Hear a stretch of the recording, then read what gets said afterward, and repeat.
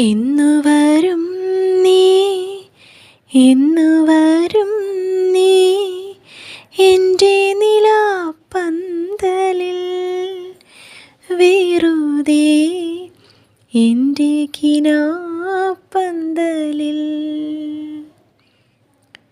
വെറുതെ കാണാൻ, വെറുതെ ഇരിക്കാൻ, വെറുതെ വെറുതെ ചിരിക്കാൻ തമ്മിൽ, വെറുതെ വെറുതെ മിണ്ടാൻ.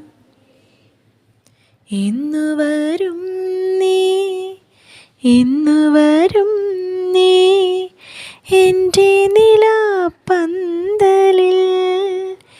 വെറുതെ എൻ്റെ കിനാ